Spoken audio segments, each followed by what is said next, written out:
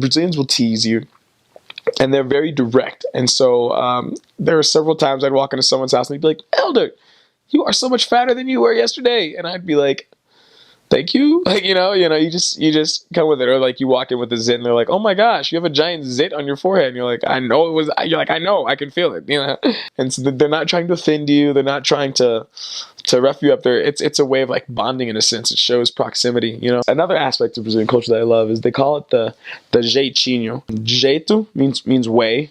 Means like almost like style, you can say. And jeitinho means like the little way. And it's this knack Brazilians have to always make something work out. They are the most resourceful people. If something's broken, they'll find a way to fix it. If they feel like they run into a dead end, they'll find a way around it. And that's something I really didn't realize that in America here. We're just like, okay, well, if it's broken, get another one, that kind of thing. Which is really common. But Brazilians will always find a way. And generally, that means you'll see some really weird things happening. Like people will be driving like a wagon with a motor down the street. You're like things that are like, maybe you shouldn't find a way to do that. But you know what I mean? And so they're really resourceful. They don't give up easily. I remember we ate at this lady's house. I told her I was American, and she did not believe me. And so you have a big black population in Brazil, and they're just like really mixed people. So they come in every variety of shade and color. I was very flattered, of course. The best way she thought of to prove that I was Brazilian was to have me sing a song. So she's like, sing a song. And I was like, what song? She's like, I don't know, an American song. So I sing an a cappella song by Inside Out. I just like sung the chorus or something. It's a little fun and soulful. And she like looked at me for a little bit.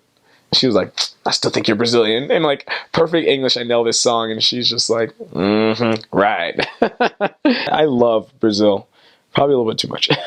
Well, as I was in Brazil, I realized that their culture is just so awesome, and they have a lot of things that they do in their culture that we don't do here in the United States, and then vice versa. There are a lot of things we do that they don't do, and I feel like both had really stable strengths. There's this thing that Brazilians do when they meet you, and they treat you like they've known you for the longest time. They treat you like a relative they haven't seen for a couple Christmases, And it's always this really sweet reunion, kind of a celebration. So that's something I love about Brazil. They're also very decorative people. Like, and pretty much everything they do is they put presentation into it. I mean, Brazilian cakes, regardless of how they'll taste, will look super good. They'll look super fancy. I mean, the wardrobe when it comes to like, parties and stuff, They make sure it's all out. Even parties for little kids. They'll throw parties for like, a 1-year-old or like 6-month-old, I guess. It's just like the event of the neighborhood, It's kind of funny because this kid pretty much has no idea what's going on.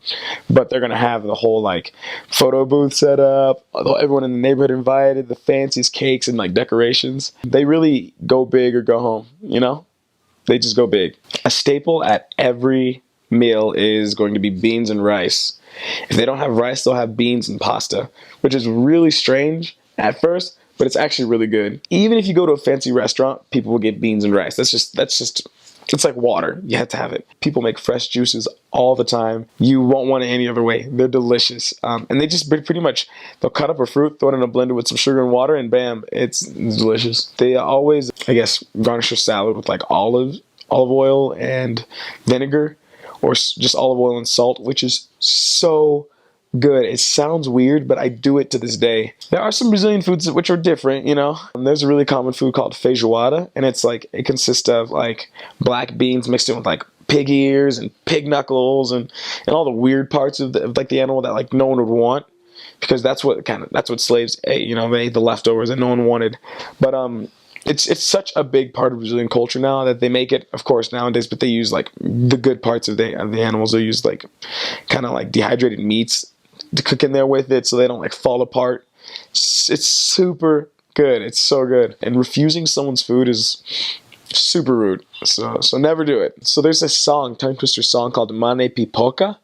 Mane Pipoca. I don't even think that means anything. It goes, Emiama, enie ne mane pe, ipi mane pipio po mane pipo, se aka mane pipoca, se aka pe o poca po pe ipi kapopi, enie ne kapopine, emiama kapopine ma. Sounds like Chinese or something. I don't know. Does it even sound like Portuguese? Me and my companion were walking down the street. We were walking past these gates, and we walked past one house that just didn't have a gate. It was weird, interesting, because it was just like gate, no gate. And so at one point I looked down the down at the house, and all I see is just this big dog just coming right at me, and it was about like a couple yards away, and I just straight up flipped out. Like I just, and it wasn't even like a cool flip out where I was like, "Get away from me, dog!" It was like, ah! Like I just like my body just like did 15 things at once, and it was ugly. Like I just like freaked out and made a weird noise, and like the dog like stopped, like cocked its head to the side, and then just like turned around and walked in the other direction. I'm pretty sure the dog was like, "This kid's unstable. I'm gonna get a disease if I bite him." I was happy because it saved the day, but then at the same time, like everyone in the street had just witnessed this because they heard me make that weird like jelly noise, and so they were having a good laugh at it. A lot of bats. I got pooped on a couple times by a bat. I was like, how does that happen? Don't you guys like sleep upside down? I remember one morning I woke up to to work out in the morning, and I opened this closet to get out like this, like, something to put on the ground. And I just remember seeing this like giant brown winged creature just like fly in my face. And of course, like every normal human being, I freaked out. Like I lost it. I was just screaming and stuff. And like I thought it was, the devil of bats or something, or like the queen of all birds. I just panicked. And later in retrospect, it ended up being a moth. but it was like this big. That thing was huge.